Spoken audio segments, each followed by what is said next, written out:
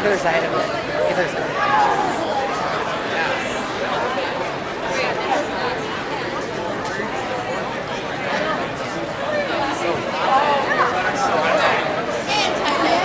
Alright, juniors, listen up.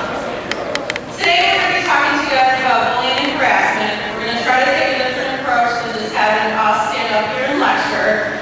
So today you're going to be listening to your classmates, and last spring they attended a training, and they're going to take the information they learned and share it with you guys. So please be respectful of what they're doing, because it takes a lot for all of them to stand up here and talk in front of you. Hey everyone, as Ms. Joy said, we all attended a conference called Stand for the Silent last spring. It was started in 2010 by a group of students from Oklahoma State University after they had heard the story of Ty Felix Smalley. At 11 years old, Ty took his own life after being suspended from school for retaliating against a bully that had been harassing him for over 2 years.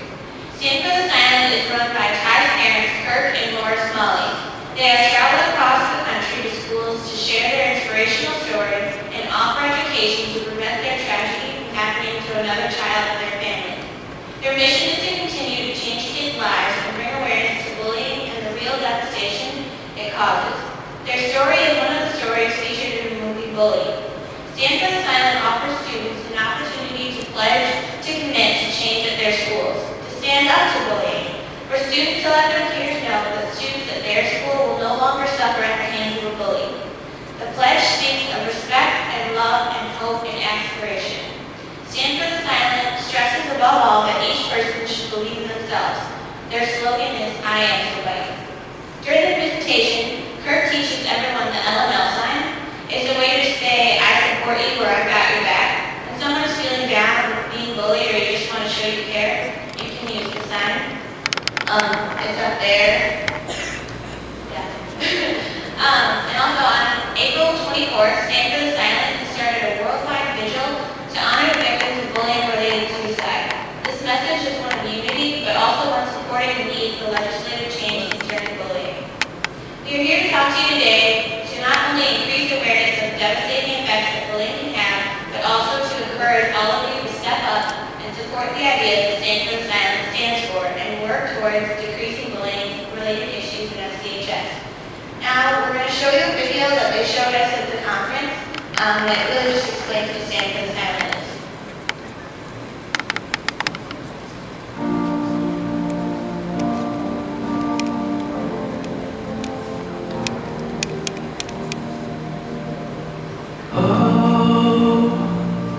Why you look so sad? Tears are in your eyes. Come on and come to me now. Don't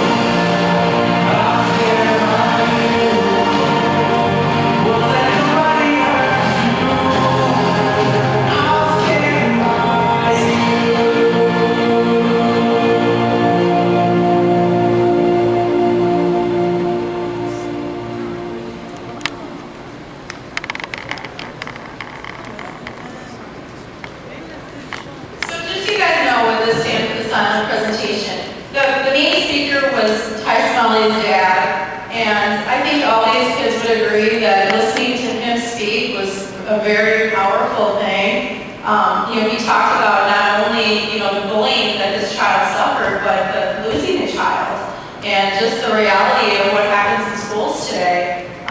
So I was affected by listening to his dad, and I think all these guys can say the same thing.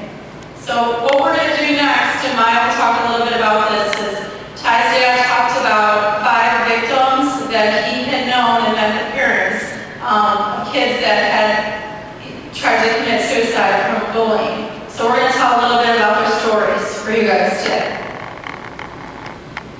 So also at the conference, what they did was they set up 5 or 6 chairs that explained kids who had taken their lives, and they also have stories that go along. So.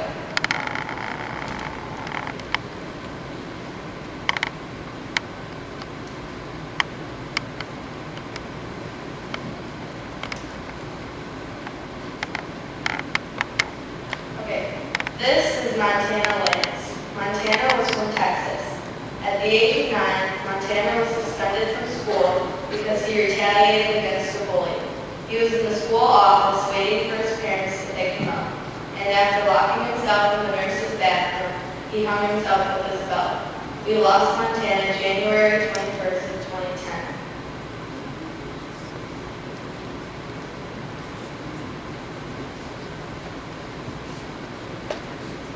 This is Brandon Swartwood.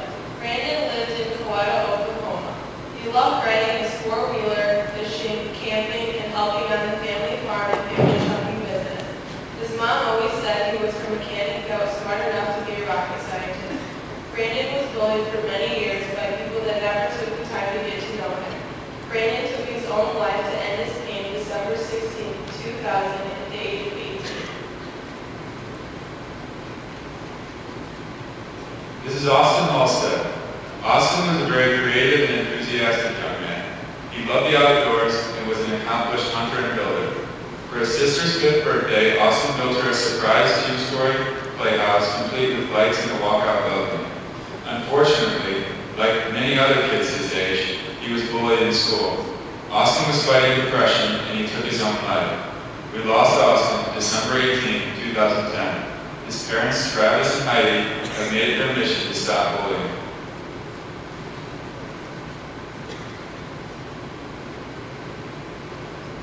This is Brianna DeVries. Brianna was from Australia. Bullying happens around the world. Brianna loved fishing, surfing, and she was good at all sports. Bree was bullied by some of her trusted friends on Facebook and MySpace. At the age of 14, Bree took her own life to escape the constant bullying. We lost Breezy April 28, 2010.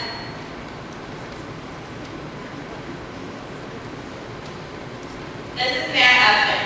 Matt was from Michigan. He was 14 years old. He was voted by his 8th grade classmates to have the best smile, the best personality, and most likely to become an actor. He was assaulted by upperclassmen as a part of Welcome to High School. We lost Matt in 2002. His father, Kevin Etling, continues to work to bring awareness and stop bullying.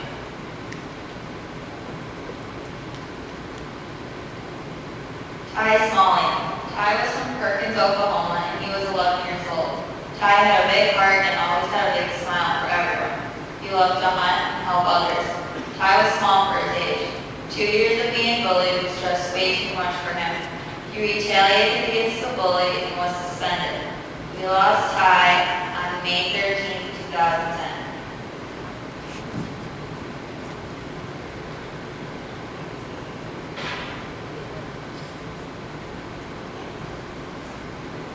This is Jemiah. Now her story is a little bit different. Jemiah is one of the students featured in the Bully movie along with Ty.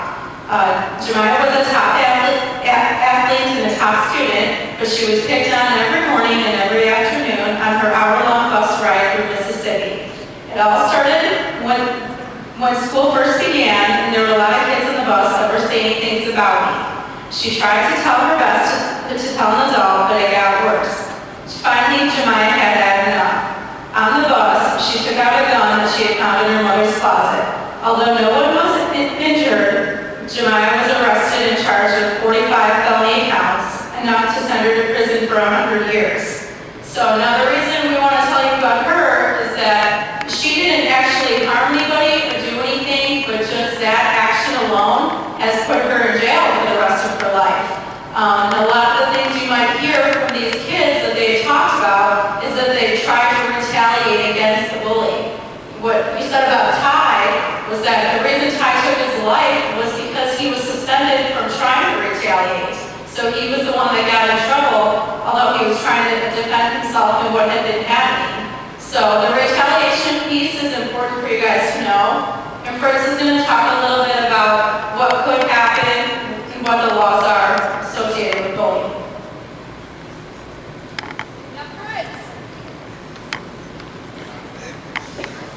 All right, by the time you get to me, it's usually too late to work this out. I look at bullying as it takes three forms: physical, verbal, psychological. The first one, physical, obviously.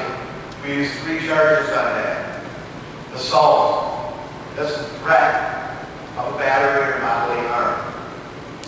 Battery, every fight we've had at school, we charge battery.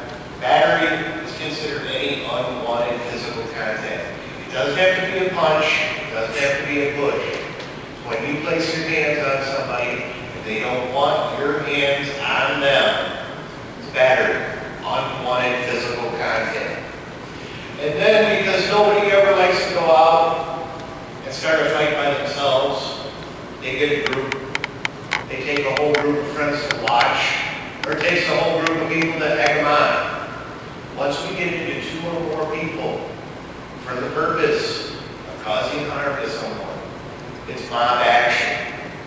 Mob action is just as on the one person that takes the swing, does the push, does the battery. It would be everyone there. Those are all criminal charges. They all go to court. We charge them all to school. And that'd be the physical aspect of the bullying. The verbal bullying that goes on here every single day, goes on Facebook, goes on Twitter, goes on all your social media websites. The first one we use for charges would be disorderly conduct.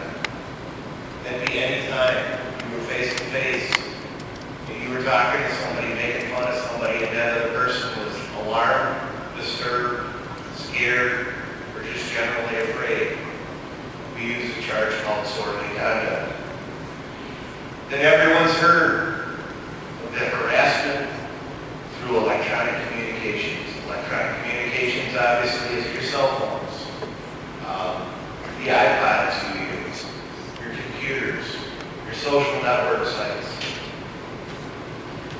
The harassment through electronic communication is making any comment, request, suggestion, or proposal which is obscene with the intent to offend. So when you're on somebody's Facebook page, you're calling them fat, you're calling them stupid, you're calling them what the other terms everybody uses or you use. You are harassing through electronic communication. If you're on one of your friends' sites, you're on one of your friends' pages, and you know that the person you are making fun of is friends with them and has access to that, has access to all your comments. It doesn't have to be direct. You're harassing through electronic communication. Also, threatening injury to the person or to the property of a person to whom an electronic communication is directed. So if you get on there and you start talking about kicking their ass, keying their car, slicing their tires, even though you don't do it, you are threatening and you are harassing through electronic communication. Knowingly permitting any electronic communication device to be used for any purpose mentioned in this subsection is also a violation.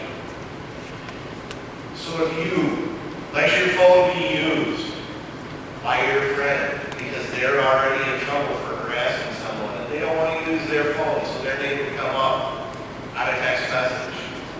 Or you let them use your Facebook page, so it doesn't directly come from the person who is already being looked at or is in trouble. You are committing harassment through electronic communication. Phone harassment, same thing. We do a lot of phone harassments. You call and call and call and call and call, even if you don't say anything. You're harassing through the phone. Okay? The government has got rid of Nextel, basically.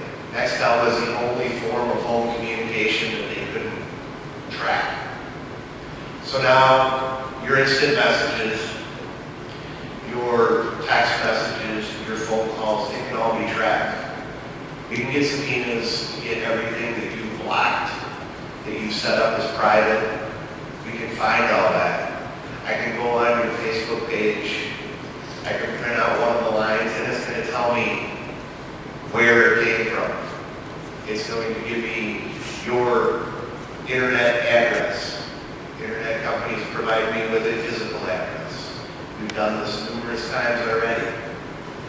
So there is nothing that you can block or keep or hide that you do not have the potential to be caught with.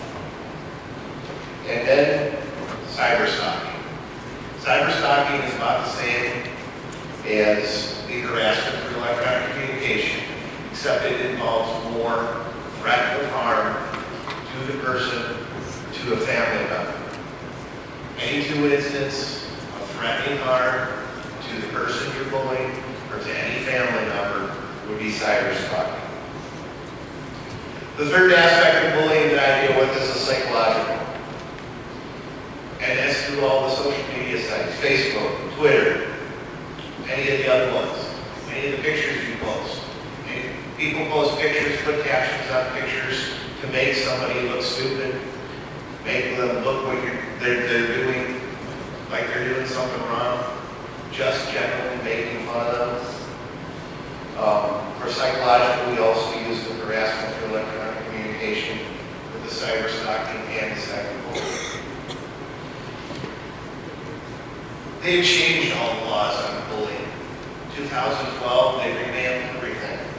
Now, you can be charged with a federal statute. Discriminatory harassment. If you're making fun of somebody because of their race, their origin, their color, sex, their disability, their religion, their sexual orientation, if you start making fun of someone for those purposes, you're getting into federal statutes, breaking federal laws. On January 1st, 2012, House Bill 3281, giving schools more power. It says schools may suspend a student for up to 10 days or more, or may expel a student for 2 years if the student has been determined to have made an explicit threat on the internet website against the school employee, a student, or any student-related personnel. Years ago in this school, we were searching because every department has a way that they monitor all their local internet traffic, all the Facebook things. And just in case you didn't know, Facebook has a computer that searches 5,000 pictures every second to make sure that they're all good, legal, doesn't show pornography. They search everything. We search everything. We found a kid who had a hit list on the internet, Marengo High School, and he had the top 10 teachers and administrators that he wanted to kill. We found it hours after we put it up. Obviously, we go to his house, we search his house. He says it's a joke. To him, it probably was. Especially to the top 3 people on there, it wasn't a joke. Expelled from school, time in jail. Explain this to your parents, and your computers are taken away.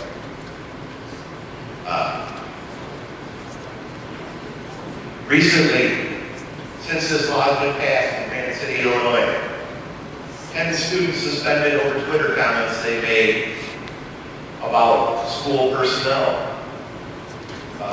Comments included one about a female teacher and another that was alleged threat on the high school. Police department found out about it, forwarded it out to the school, and the school suspended everybody for comments that were on the Twitter page. We give you more and more access to the internet here at school. Freshmen have netbooks. They're doing all their homework, everything on this. You're using computers every day. If you misuse these computers for the purpose of bullying or harassing someone, this can end up happening to you. Any questions on this?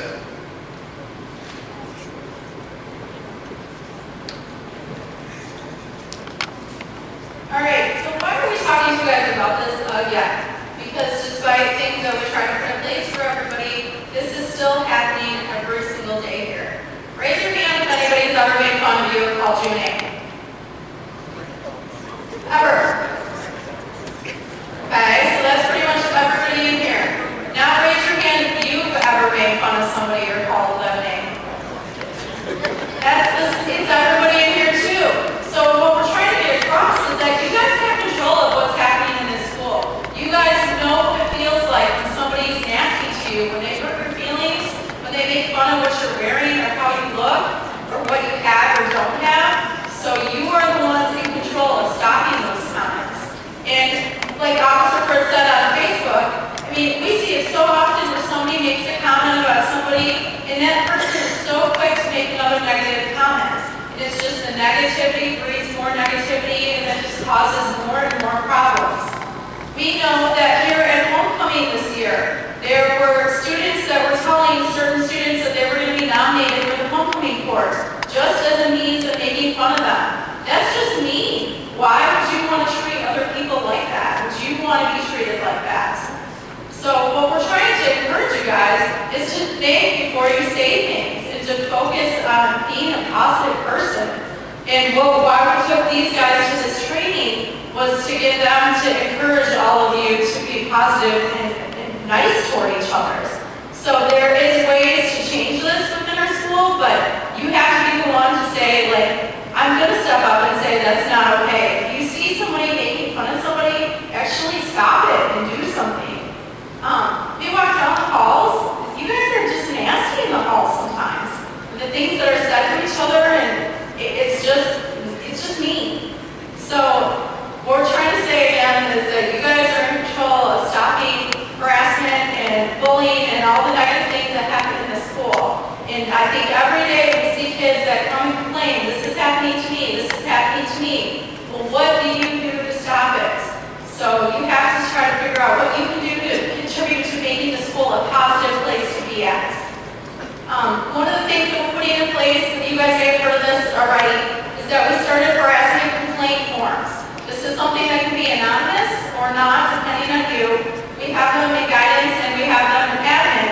And you can come in and fill them out and say what's going on and then turn them into myself or Mr. Webb. We will then look into what's happening. This does not mean we're going to turn around and find the person and suspend them for 10 days. That's not how it works. We investigate what is happening and try to get the behaviors to stop. So, just so you are aware, if you see things going on in the commons at lunch or in the hallways, and you don't know the student's name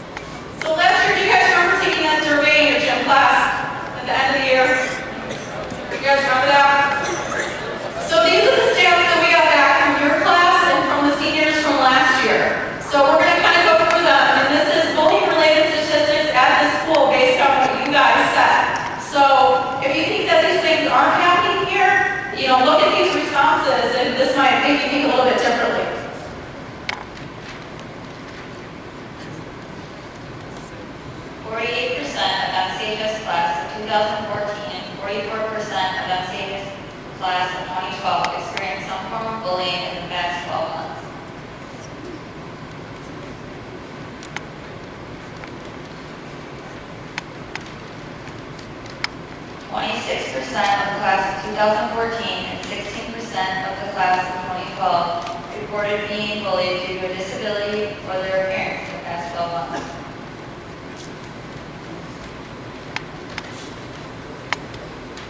19% of 2014 and 17% of 2012 reported being bullied due to race, religion, and sexual orientation.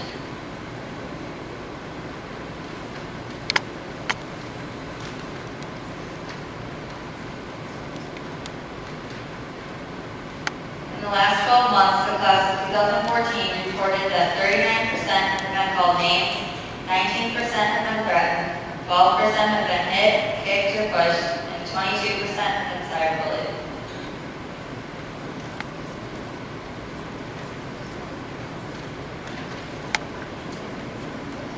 It's just something to notice on the last one, you guys. I mean, the number of physical bullying, has gone down drastically. Think of how many fights we see here at school each year. There's not many. It's the cyberbullying that's really gone up. And the thing, like Officer Fritz said, with the cyberbullying, that stuff never goes away. So you make those comments, like they're on the internet forever. And I think that's a lot of things that you guys don't think about is how the things you say today, how that's going to affect you going to college or whatever you're going to do after high school, going to work. So again, you have to use the internet wisely.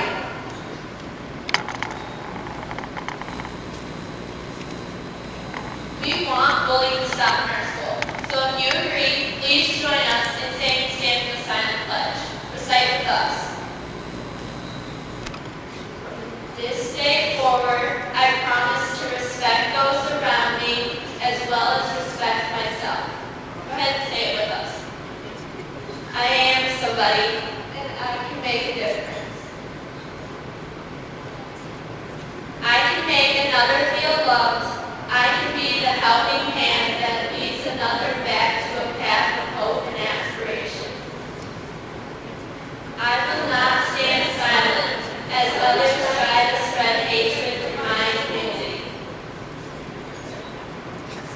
Instead, I pledge to lift up these victims and show them that their lives matter. I will be the change because